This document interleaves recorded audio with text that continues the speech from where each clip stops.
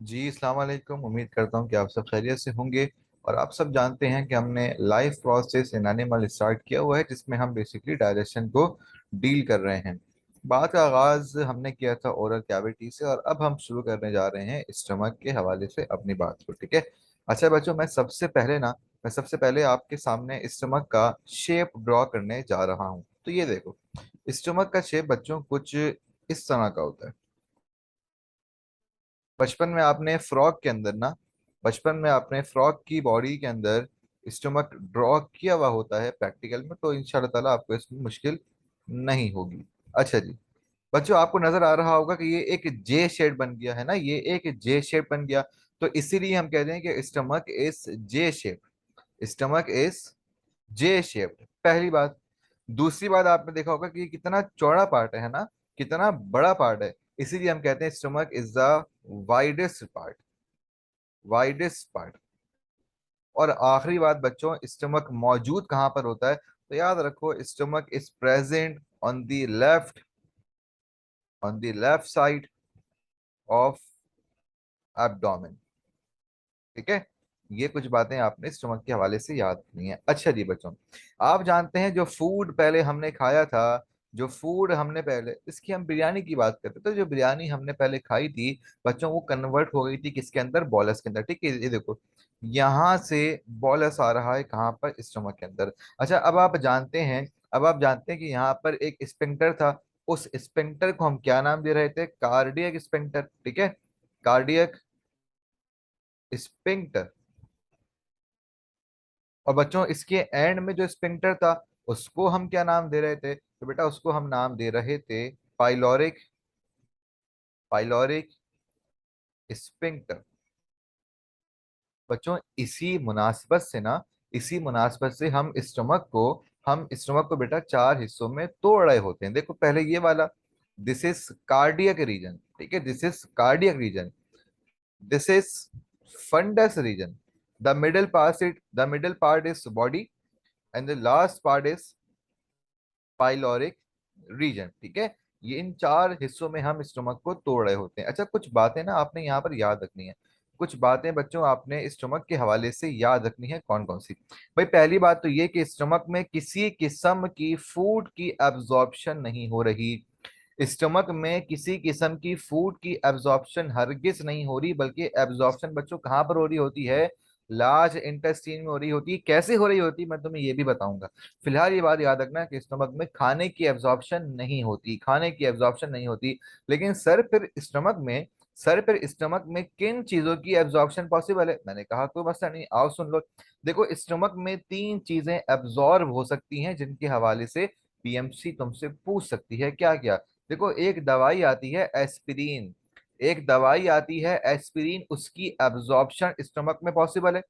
दूसरी चीज इथानॉल, जिसे आप वाइन भी कह रहे होते हैं, यानी कि शराब नौशी। ठीक है, शराब भी आपके पेट में जाके एब्जॉर्ब हो सकती है। और तीसरी चीज आयरन। आयरन। बेटा ये तीन चीजें हैं जिनकी एब्जॉर्प्शन सिर्फ और सिर्फ पॉसिबल है स्टमक में। उसके अलावा किसी भी चौथी चीज की एब्जॉर्प्शन स्टमक में पॉसिबल नहीं है। अच्छा जी, बच्चों कुछ बातें और याद रखना कि भाई स्टमक के अंदर लेयरिंग हुई भी होती है। लेयरिंग से क्या मुराद है? भाई फर्ज करो, मैंने मैंने दोपहर में खाई बिरयानी, वो आ गई सबसे नीचे। फिर उसके बाद मैंने खा लिया पिज्जा, वो उसके ऊपर आ गया। उसके बाद मैंने खा ली कढ़ाई, वो उसके ऊपर आ गई। यानी कि समझो लेयर्स बनी हुई होती हैं। सबसे पहले जो हमने पुरानी चीज खाई होती है, वो सबसे नीचे आ जाती है, फिर उसके ऊपर, फिर उसको इसके बेटा इस तरह स्टमक के अंदर लेयरिंग हुई भी होती है। अच्छा, एक बात और याद रखो, अगर कोई स्टमक खाली है तो उसकी कैपेसिटी याद रखो 500 ml है। 500 ml है। लेकिन अगर अगर कोई स्टमक बिल्कुल भर जाए, अगर तुम लबालब बिरयानी खा लो, अगर तुम पूरी फुल हो जाओ, तुम इतनी बिरयानी खाओ कि तुम्हारे पेट में जगह नहीं है, तो बेटा स्टमक कितना हो जाएगा? 4 लीटर तक फैल जाएगा। 4 लीटर तक फैल जाएगा। आपने अक्सर औकात देखा होगा कि जब हम खाना खा रहे होते हैं, या जब हम खाना खा लेते हैं, तो हमारा पेट थोड़ा सा बाहर आ जाता है। हमारा पेट थोड़ा सा बाहर आ जाता है। क्यों? क्योंकि स्टमक ने अपनी कैपेसिटी को बच्चों इंक्रीज किया है। ठीक है, इंक्रीज किया है। अच्छा जी, याद रखो स्टमक के अंदर कुछ तरह के सेल्स भी हैं। कुछ सेल्स भी हैं, देखो ये वाले, ये रहे एक तरह के सेल्स। और बच्चों ये रहे दूसरी तरह के सेल्स, ठीक है। जो मैंने ड्रॉ की हैं ब्लू से ना, उनको आप कहते हैं जी सेल्स। उनको आप कह रहे होते हैं जी सेल। अब देखो जी से आ रहा है ना, जो किससे आ रहा है, जी से आ रहा है। तो आपने इस बात को मुश्किल किए हुए बगैर आपने ये बात याद रखनी कि भाई जी सेल से गैस्ट्रिन प्रोड्यूस हो रहा है। जी सेल से गैस्ट्रिन प्रोड्यूस हो रहा है। और जो मैंने रेड कलर से ड्रॉ किए हैं, जो मैंने बच्चों रेड कलर से ड्रॉ किए हैं, उन्हें आप कहेंगे डी सेल्स। उन्हें आप कहेंगे बच्चों क्या, डी सेल्स। और याद रखो डी सेल के अंदर क्या चीज बन रही है बेटा, वो बन रही है सोमैटो सोमैटोस्टेटिन। सोमैटोस्टेटिन। अच्छा आप जानते हैं फिजिक्स में हमने स्टैटिक बात का क्या मतलब पढ़ा है, स्टैटिक लफ्ज का क्या मतलब पढ़ा है, रोक देना, है ना, रोक देना। तो बेटा सोमैटोस्टेटिन क्या करेगा, ये इनहिबिट करेगा, ये बच्चों इनहिबिट करेगा किसको, HCl को। ठीक है, ये HCl को बच्चों इनहिबिट करेगा, इनहिबिट करेगा। अच्छा फर्ज कर लो भाई, मैं स्टमक की जो वॉल है ना, ये वाली वॉल, मैं इसको मैं इसको तुम्हारे सामने यहाँ पर ड्रॉ कर रहा हूँ। मैं इसको तुम्हारे सामने यहाँ पर बच्चों ड्रॉ कर रहा हूँ। अब आप जानते हैं ना मैंने किस तरह लेयर्स ड्रॉ की हुई थी, आप सबको याद होगा। सबसे पहले क्या आ रही थी, तो जल्दी से बच्चों याद करें, एस एम याद है ना। मैंने अपने पहले लेक्चर में इन लेयर्स का जिक्र किया था। ये देखो, ये क्या थी, जल्दी बताओ। नाम आप लोगों के कानों में आ रहे होंगे, रिवाइज कर रहे होंगे आप लोग। उसके बाद बच्चों क्या थी, ये आ रही थी। उसके बाद इसी शेप की, इसी साइज की बच्चों एक और लेयर आ रही थी। अच्छा जी, जरा मुझे जल्दी से इसके नाम बताओ, जरा मुझे जल्दी से बच्चों इसके नाम बताओ। अच्छा मिडिल वन ना, सबसे बीच वाली, हमने कहा था कि भाई इसके पास से तीन तरह की चीजें थी। देखो, एक एक इस तरह, एक इस तरह थी, और एक इस तरह के मसल से, एक एक बच्चों हमारे पास इस तरह के मसल से। और हम इसे पूरे को नाम दे रहे थे मस्कुलरिस, मस्कुलरिस। ठीक है बच्चों, ये क्या थी, सिरोजा। ये क्या थी बच्चों, सब म्यूकोजा। और ये क्या थी बच्चों, म्यूकोजा। अच्छा जी, याद रखो जो मैंने तीन तरह के मसल्स ड्रॉ किए हैं मस्कुलरिस के अंदर, जो मैंने तीन तरह के मसल्स ड्रॉ किए हैं मस्कुलरिस के अंदर, आओ जरा मैं इनकी वजाहत करूं। देखो जो इस शेप के ना, इसको हम कहते हैं these are oblique muscle, these are oblique muscles. ठीक है, दीस आर बच्चों ऑब्लीक मसल्स। अच्छा ऑब्लीक मसल का काम क्या है, ऑब्लीक मसल का काम क्या है, तो याद रखो ऑब्लीक मसल का काम है चर्निंग करवाना। ऑब्लीक मसल का काम है चर्निंग करवाना। And what is churning, mechanical it is a mechanical digestion. ठीक है, it is a mechanical digestion. अच्छा, अच्छा जी, जो इस शेप के हैं, जो हॉरिजॉन्टल हैं और जो वर्टिकल हैं, दीस आर बच्चों सर्कुलर एंड लॉन्गिट्यूडिनल मसल्स, है ना, these are circular and longitudinal muscles. और इनका काम क्या है, तो इनका काम है पेरिस्टालसिस, इनका काम है बच्चों पेरिस्टालसिस। अब सर व्हाट इज पेरिस्टालसिस, तो ये बात बेटा मैंने लेक्चर नंबर 1 में बहुत ही ज्यादा डिटेल में वाजे कर दी थी। ठीक है, तो याद रखना मस्कुलरिस के पास तीन तरह के मसल्स हैं। ऑब्लिक मसल में क्या हो रही है, चर्निंग हो रही है। सर्कुलर मसल में और लॉन्गिट्यूडिनल मसल से क्या हो रही है, पेरिस्टालसिस हो रही है। अब एक बड़ी अहम बात याद रखना, एक बड़ी अहम बात याद रखना, क्या कि भाई मस्कुलरिस के अंदर कुछ इस तरह के बच्चों सेल्स हैं, कुछ इस तरह के सेल्स हैं जिनको हम कह रहे होते हैं बेटा columnar AP epithelial cells, columnar epithelial cells. और इनका काम बहुत अहम है, इनका काम बेटा बहुत अहम है। ये सिक्रीट कर रहे होते हैं गैस्ट्रिक जूस, ये बना रहे होते हैं बेटा क्या, गैस्ट्रिक जूस। देखो ये कहाँ पर है, ऊपर आ जाओ, ऊपर आ जाओ भाई। ये वॉल चल रही है स्टमक की, और इसी वॉल के साथ ये रहे कॉलमनार एपिथेलियल सेल्स। क्या बना रहे हैं, क्या बना रहे हैं बेटा, ये गैस्ट्रिक जूस सिक्रिएट कर रहे हैं। अच्छा अब गैस्ट्रिक जूस कितना बन रहा है, कितना बन रहा है, तो याद रखो ये बन रहा है 400 से लेकर 800 ml ml पर मील। यानी कि तुमने एक मर्तबा बिरयानी की प्लेट खाई, तुम्हारे पेट में इतना बन गया, फिर तुमने खाई फिर इतना बन गया, फिर तुमने खाई फिर इतना बन गया। ठीक है, ये बात बच्चों याद रखने वाली है। अच्छा, अब एक बात और याद रखना, एक बात और याद रखना, पीएमसी तुमसे ये पूछ सकती है कि भाई अगर आपने एक मर्तबा खाना खा लिया तो आपको पेट में गुड़गुड़ या आपको आपको हंगर कब फील होगा, कितने घंटों के बाद फील होगा। तो याद रखना, तुम रोजे सोचो, तुम रमजान सोचो। भाई रमजान में हम सुबह सहरी किया करते थे, है ना, और शाम में जाके हम रोजा खोला करते थे। तो अप्रोक्स बेटा हम कितने कितने घंटों तक भूख के रह लिया करते थे, और कितने घंटों के बाद जाके हमें भूख का एहसास हुआ करता था, है ना।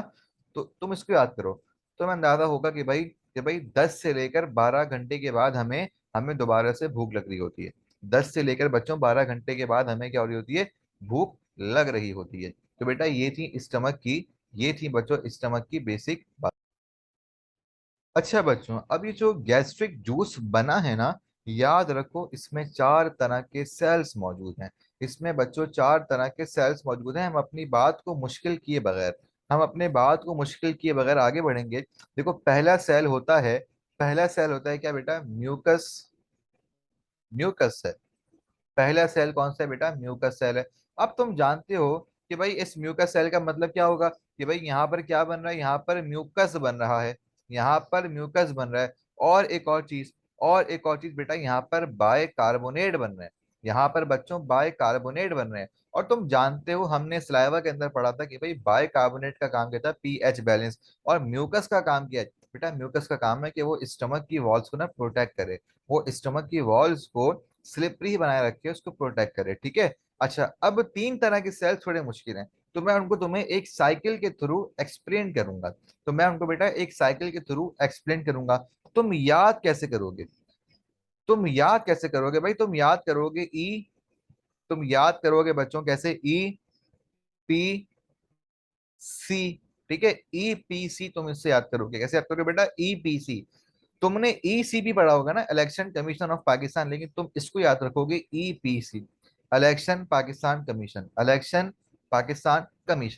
अच्छा जी, याद रखो ई से मेरे मुराद क्या है। ई से मैं कहना चाह रहा हूं antero antero crow chromatin, antero chromatin. ठीक है।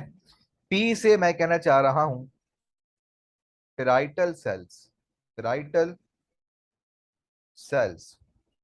और आखिर में बेटा सी से मैं कहना चाह रहा हूं चीफ सेल, चीफ सेल। इन्हें बच्चों एक साइकिल के थ्रू समझ लेना, इन्हें बेटा एक साइकिल के थ्रू समझ लेना। देखो एंटीरोक्रोमैटिन में क्या हो रहा है, एंटीरोक्रोमैटिन में बच्चों याद रखो हिस्टामीन बन रहा है, एंटीरोक्रोमैटिन में बच्चों हिस्टामीन बन रहा है। और ये हिस्टामीन क्या कर रहा है, ये हिस्टामीन क्या कर रहा है, याद रखो ये स्टिमुलेट कर रहा है, ये पॉजिटिव फीडबैक दे रहा है, ये बनने को कह रहा है किसको, HCl को। ये बेटा HCl को बनने का कह रहा होगा किसको, पेराइटल सेल्स को। अब इसके बाद पेराइटल सेल्स क्या करेंगे, तो याद रखो पेराइटल सेल इसकी वजह से HCl बना देंगे, पेराइटल सेल बेटा इसकी वजह से HCl बना देंगे, और साथ साथ कुछ इंट्रिंसिक फैक्टर्स बनाएंगे, कुछ बच्चों इंट्रिंसिक फैक्टर्स बनाएंगे। अच्छा, अब ये HCl बनाया ना, HCl is the activator of, it is the activator of pepsinogen, pepsinogen. ठीक है। और जो इंट्रिंसिक फैक्टर है बेटा, ये विटामिन B12 के हवाले से काम कर रहा होगा। और ये बात याद रखना कि भाई विटामिन B12 ग्लाइकोप्रोटीन से मिलकर बना है, क्योंकि हमने हमने ये वाली सारी की सारी बातें पिछले चैप्टर में बायोलॉजिकल मॉलिक्यूल में कर ली है कि क्या चीज किससे मिलकर बनी होती है। ठीक है। अच्छा, अब साइकिल याद रखना, एंटीरोक्रोमैटिन हिस्टामिन बना दिया, पॉजिटिव फीडबैक दे दिया कि भाई HCl को बनाओ। राइटर सर ने कहा जी हुजूर, उसने क्या किया, उसने HCl बना दिया। अब HCl का काम क्या है, HCl is the activator of pepsinogen.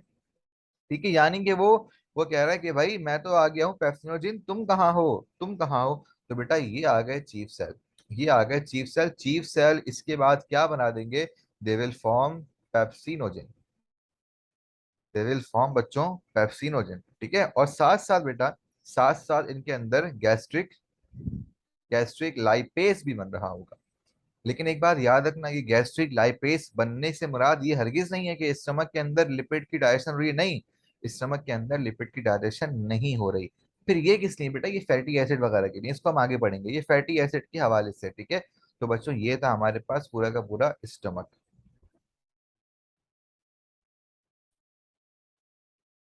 अच्छा जी बच्चों, अब हमें बात करनी है स्मॉल इंटेस्टीन के हवाले से, ठीक है। अच्छा, कुछ बातें जरा जहन नशीन कर लेना कि जनाब स्मॉल इंटेस्टीन का हमारे पास जो साइज होता है वो होता है 6 to 7 मीटर्स, ठीक है। कितना होता है बच्चों, 6 to 7 मीटर्स, जो कि बनता है कितना, 17 फीट, ठीक है। जो कि 17 फीट के बराबर बन रहा होता है, लेकिन इनका डायमीटर बहुत कम है। इनका बच्चों डायमीटर बहुत कम है। और इनका डायमीटर कितना, तो बेटा वो है 2 to 4 सेंटीमीटर, ठीक है, 2 to 4 सेंटीमीटर। अच्छा, अब आप जानते हैं कि जो बिरयानी आपने खाई थी, जो बिरयानी आपने खाई थी वो पहले कन्वर्ट हो रही थी बोलस के अंदर, ठीक है। अच्छा, अब बोलस में कन्वर्ट होने के बाद वो स्टमक में आके कन्वर्ट हो रही थी काइम के अंदर, ठीक है। वो स्टमक में आके बेटा कन्वर्ट हो रही थी काइम के अंदर। अब देखो स्मॉल इंटेस्टीन के अंदर काइम आ रहा है, स्मॉल इंटेस्टीन के अंदर कायम आ रहा है, और वो कन्वर्ट हो रहा है काइल के अंदर, ठीक है। वो कन्वर्ट हो रहा है बेटा किसके अंदर, काइल के अंदर। कायम आ रहा है किसके अंदर कन्वर्ट हो रहा है बच्चों, किसके अंदर कन्वर्ट हो रहा है, काइल के अंदर, ठीक है। अच्छा, अब एक बात याद रखना कि स्मॉल इंटेस्टीन के ना बेटा 3 पार्ट्स हैं। पहले होते हैं ड्यूडेनम, ड्यूडेनम। अगला पार्ट है जीजुनम, और सबसे आखिरी पार्ट है इलियम। सबसे आखिरी पार्ट है क्या, इलियम। अच्छा जी, याद रखो, इसको मैंने याद किया था डीजीआई से, इसको मैंने याद किया था किससे, डीजीआई से इसको मैंने याद किया था। अच्छा, अब देखो, duodenum is the smallest part, ठीक है। Duodenum is the smallest part, ये बात याद रखना। इसका साइज कितना है बेटा, 20 से लेके 25 सेंटीमीटर तक, जो कि बराबर है 12 फिंगर्स के, ठीक है, 12 उंगलियों के बराबर है, 12 उंगलियों के बराबर है।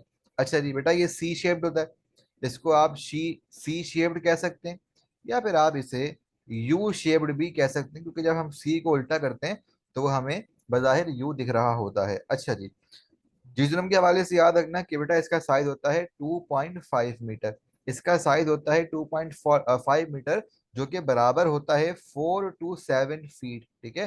जो कि बराबर है बेटा कितने, 4 to 7 फीट। और याद रखो, इट इज दी एम्प्टी और हंगरी पार्ट, और हंगरी पार्ट क्या मतलब है, याद रखना, मौत के बाद इंसान के अंदर से सबसे पहले जीजनम खाली होता है। मौत के बाद इंसानी बॉडी में सबसे पहले जीजनम खाली हो रहा होता है, यही वजह है कि इसे हम एम्प्टी पार्ट कह रहे होते हैं। अच्छा जी, ilium, ilium is the largest part, ilium is the largest part, इस बात की मैं आगे वजाहत करूंगा, ठीक है। इसका साइज कितना है, 4 मीटर, 4 मीटर इसका साइज है। दे आर बेटा, दे आर कॉइल्ड, ठीक है, ये कॉइल्ड हुए हुए होते हैं। अगर आपने कभी गाय देखी है कटते हुए, तो आपने देखा होगा कि गाय की बॉडी से जब इंटेस्टीन निकल रहा होता है तो गोल गोल पार्ट निकल रहा होता है, वो बेटा बेसिकली क्या होता है, वो इलियम हो रहा होता है, ठीक है, वो बेसिकली इलियम होता है। अच्छा जी, आओ जरा हम डायग्राम ड्रॉ कर लेते हैं स्मॉल इंटेस्टीन की, ठीक है। हम जरा डायग्राम ड्रॉ कर लेते हैं स्मॉल इंटेस्टीन की। भाई फर्स्ट कर लो, ये एक ड्यूडेनम है, मैंने कहा था सी शेप्ड होगा, ये देखो। फर्स्ट कर लो, ये एक ड्यूडेनम है, ठीक है, मैंने कहा था सी शेप होगा, ओके। अच्छा ठीक, बेटा ये आ गया ऊपर, इसके ऊपर ये आ गया क्या, ये एक लिवर है, ठीक है। ये बच्चों एक लिवर है, ठीक है। और जो मैं ऑरेंज से ड्रॉ कर रहा हूं, जो मैं ऑरेंज से ड्रॉ करने जा रहा हूं, ये क्या है बेटा, ये पेनक्रियास है। दीज आर पेनक्रियास, ठीक है, दीज आर पेनक्रिया। अब जरा मेरी बातों को बहुत गौर से सुनना, बहुत गौर से सुनना। देखो ये क्या है, ये मैंने कहा भाई एक ड्यूडेनम है, ये एक ड्यूडेनम है, और बाकी क्या है, ये लिवर है, ये पेंक्रियास है। अच्छा जी, याद रखो बच्चों, याद रखो, ड्यूडेनम के अंदर भी ना, स्मॉल इंटेस्टाइन के अंदर भी कुछ सेल्स हैं, जिन्हें हम कह रहे होते हैं these are S cells, these are S cells. इनका काम क्या होता है बेटा, एस से क्या आता है, एस से आता है सिक्रीटिन, ऐसे क्या आता है, सिक्रीटिन। याद रखो, ये सिक्रीटिन हर तरह के हार्मोन को पॉजिटिव फीडबैक देगा, ये सिक्रीटिन हर तरह की सिक्रीशन को पॉजिटिव फीडबैक देगा, लेकिन इसका फड्डा है, इसकी लड़ाई है किसके साथ, गैस्ट्रिक जूस के साथ, स्टमक से बनती नहीं है इसकी। इसकी लड़ाई है बेटा किसके साथ, गैस्ट्रिक जूस के साथ, जो कि बन रहे थे कहाँ पर, कॉलमनार एपिथेलियम में, आपने अभी पढ़ा है, ठीक है।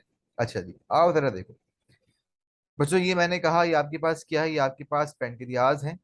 पेंक्रियाज है, और भाई पेंक्रियाज के पास आप सब जानते हैं कुछ सेल्स होते हैं इस तरह के, जिन्हें हम एसिनार सेल्स कह रहे होते हैं, जिन्हें हम बच्चों एसिनार सेल्स कह रहे होते हैं। Let me draw it. ठीक है। और यहाँ से एक डक्ट आ रही होती है, यहाँ से एक डक्ट आ रही होती है। एसिनार सेल्स इस डक्ट के अंदर अपनी सिक्रीशन को जमा कर रहे होते हैं। ठीक है।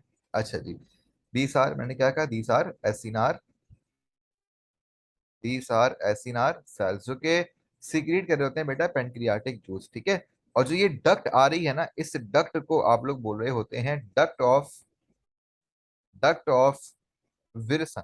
ठीक है, डक्ट ऑफ विल्सन। अच्छा जी, बच्चों अब जरा यहाँ पर गौर से देखना, बहुत गौर से। आप जानते हैं कि भाई हम लिवर को दो हिस्सों में तोड़ देते हैं, एक इसका राइट पार्ट है और एक इसका बच्चों लेफ्ट पार्ट है। ठीक है। भाई फर्ज कर लो ये आ रही है, ये आ रही है बच्चों क्या, this is this is left hepatic duct. ठीक है, this is left hepatic duct. और ये आ रही है क्या, दिस इज बच्चों right, this is right hepatic duct. ठीक है। और यहाँ पर आपके पास क्या है, यहाँ पर बेटा आपके पास है गॉल ब्लैडर। यहाँ पर आपके पास बच्चों क्या है, यहाँ पर आपके पास है गॉल ब्लैडर। इसके अंदर से बाइल आ रहा है, इसके अंदर से बच्चों बाइल आ रहा है, ये देखो। अच्छा, अब ये डक्ट ना, जब ये डक्ट, जब राइट और लेफ्ट डक्ट आके मिल जाएगी तो मैं इसे बोलूंगा कॉमन हिपैटिक डक्ट। ठीक है, जब राइट डक्ट और लेफ्ट डक्ट आपस में आके मिल रही है तो मैं इसे बोल रहा हूँ common hepatic duct, common hepatic duct. और जब बेटा, और जब गॉल ब्लैडर से भी जो डक्ट आ रही है वो इसके अंदर आकर मिल जाएगी, जब गॉल ब्लैडर से आने वाली डक्ट भी इसके अंदर आके मिल जाएगी, तब मैं इसे बोलूंगा कॉमन बाइल डक्ट। तब मैं इसे बोलूंगा बेटा कॉमन बाइल डक्ट। ठीक है, कॉमन बाइल डक्ट। अच्छा जी, अब ये डक भी आगे ना बेटा, ये डक भी आके पैनक्रियास की डक से मिल जाएगी, ये देखो। ये इस तरह आके मिल जाएगी, ये देखो। ये इस तरह आकर मिलकर कहाँ पर जाके लगेंगी, ड्यूडेनम की। यहाँ पर होगा एक स्पिंक्टर, यहाँ पर होगा एक स्पिंक्टर, जिस स्पिंक्टर की बात मैंने बहुत स्टार्टिंग में की थी, याद है आपको। मैंने कहा था लेक्चर 1 में कि एक और स्पिंक्टर भी है, एक और स्पिंक्टर भी है जो कि पेनक्रियास से आ रहा होता है। और इसको हम क्या कह रहे थे बेटा, इसको हम कह रहे थे स्पिंक्टर, इसको हम कह रहे थे sphincter of Audi, sphincter of Audi हम इसका नाम दे रहे थे। आपने बिल्कुल ठीक कहा। अच्छा, ये जो फूला हुआ पार्ट है ना, इस फूले हुए पार्ट को हम एम्पुला कह रहे होते हैं। वैसे बेटा हर फूले हुए पार्ट को हम एम्पुला ही बोल रहे होते हैं, एम्पुला का मतलब यही है फूला हुआ पार्ट। अच्छा जी, याद रखना, याद रखना, अगर ये गॉल ब्लैडर है ना, तो गॉल ब्लैडर के अंदर गॉल स्टोन्स कब होंगे, गॉल ब्लैडर के अंदर बेटा गॉल स्टोन्स कब होंगे, ये बात पीएमसी पूछती है। वो तब होंगे जब इसके अंदर कोलेस्ट्रॉल आ जाएगा, जब इसके अंदर बच्चों कोलेस्ट्रॉल आके जमा हो जाएगा, तब ये कॉज करेगा किसको, गॉल स्टोन्स को। ठीक है। अच्छा जी, let us talk about bile. जरा बाइल के हवाले से बहुत छोटी सी बात कर लेते हैं कि भाई बाइल में क्या है। याद रखो, बाइल के पास किसी किस्म का कोई एंजाइम नहीं है, बाइल के पास किसी किस्म का कोई एंजाइम नहीं है। पानी है, बिल्कुल है सर, पानी है। ठीक है, बाइल सॉल्ट्स हैं, बाइल सॉल्ट्स हैं। ठीक है, जिसे आप बेसिकली सोडियम सॉल्ट्स भी कह रहे होते हैं, जिन्हें आप सोडियम सॉल्ट्स भी कह रहे होते हैं। ठीक है, और बाइल पिगमेंट्स हैं, और बाइल पिगमेंट्स हैं। दो तरह की पिगमेंट्स हम डील कर रहे होते हैं, दो तरह की पिगमेंट्स हम डील कर रहे होते हैं। क्या, बिली बिली रूबिन।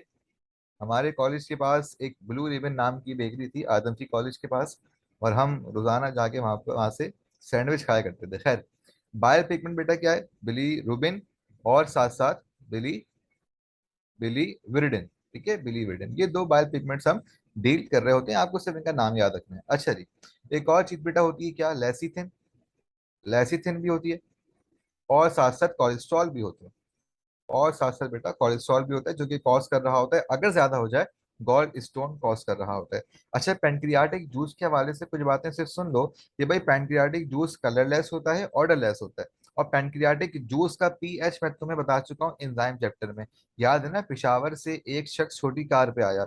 और पेनक्रियाटिक जूस में बहुत तरह के एंजाइम हैं, बहुत तरह के एंजाइम है भाई। भाई फोस्फोराइपेज है, कीमोट्रिप्सिन है, ट्रिप्सिन, बहुत सारे एंजाइम है जिनकी हम बात आगे जाके कर रहे होंगे।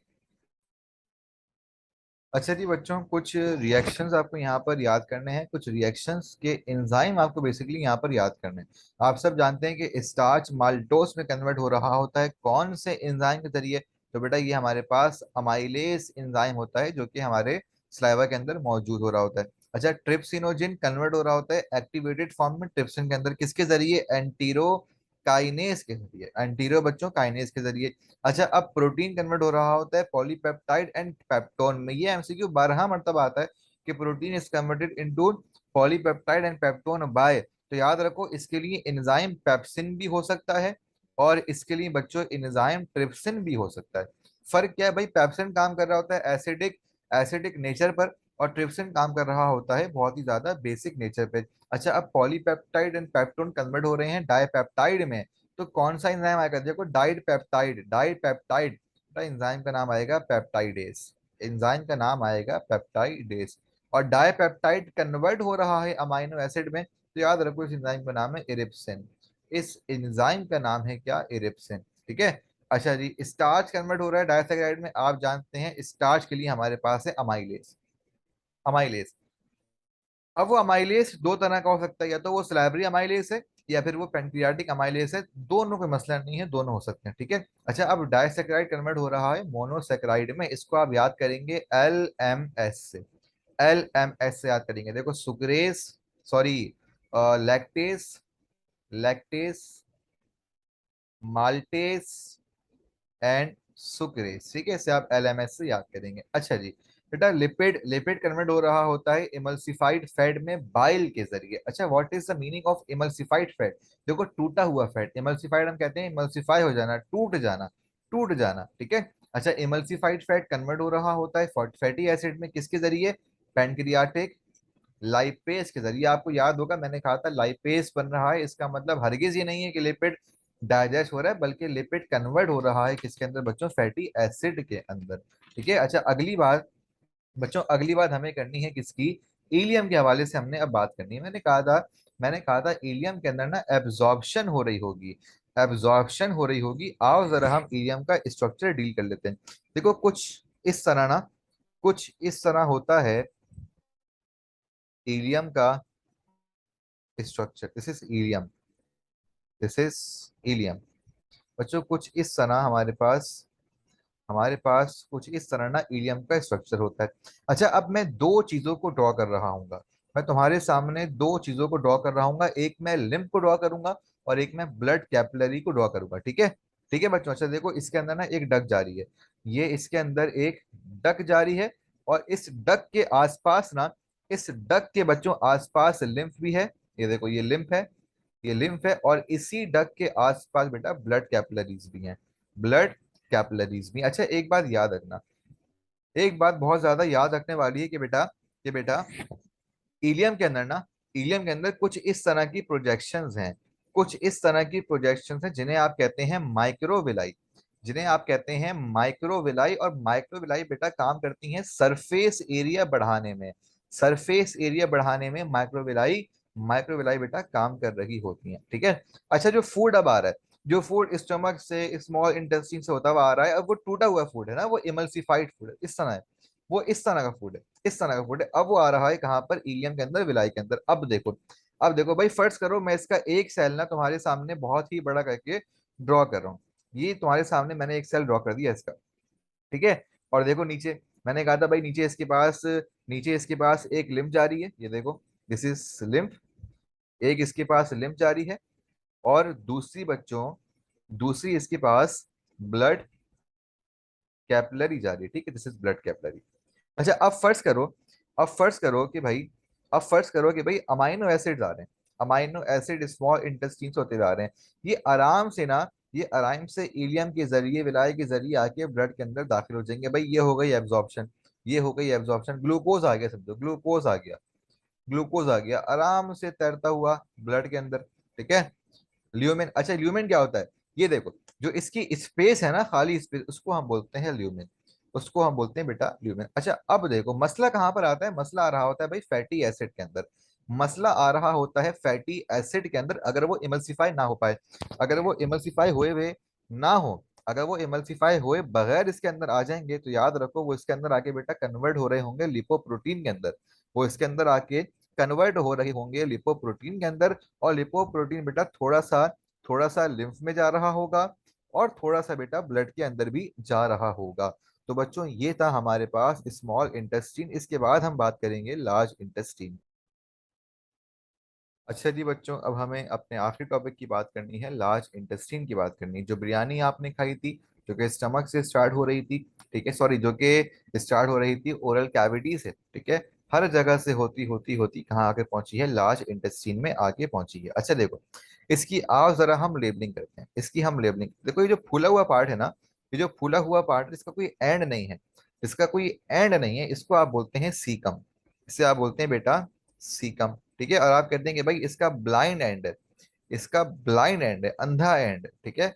इसका अंधा एंड है क्योंकि किसी से जुड़ा हुआ नहीं है, ठीक है। अच्छा ये देखो, ये जो मैंने यहाँ पर एक डक्ट बनाई है ना, इस डक्ट से आ रहा है क्या, काइल।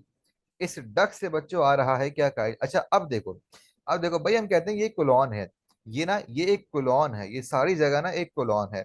अब जो चीज ऊपर जा रही है उसको हम बोलते हैं it is ascending colon, it is ascending colon, ठीक है। जो बिल्कुल स्ट्रेट है ना, इससे हम कहते हैं इट इज ट्रांसवर्स, इससे ट्रांसवर्स कोलॉन।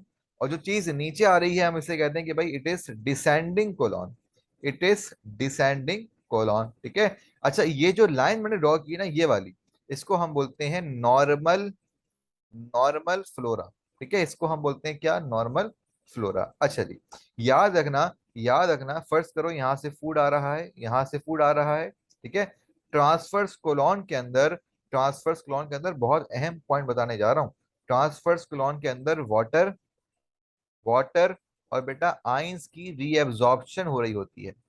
ट्रांसफर्स कोलॉन के अंदर बेटा वाटर और आइंस की रीएब्जॉर्प्शन हो रही होती है। और अगर यहाँ से वाटर, वाटर की रीएब्जॉर्प्शन ना हो पाए तो बेटा ये कॉज कर रहा होता है डायरिया, ठीक है, ये कॉज कर रहा होता है डायरिया। अच्छा जी, ये जो नॉर्मल फ्लोरा है ना, यहाँ पर एक बैक्टीरिया होता है।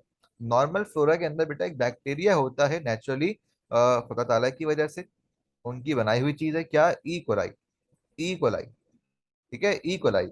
अच्छा इस ई कोलाई का काम क्या है बेटा, ये डील कर रहा होता है विटामिन के साथ। बहुत अहम बात है ये डील कर रहा होता है किसके साथ, विटामिन के साथ और बायोटिन के साथ।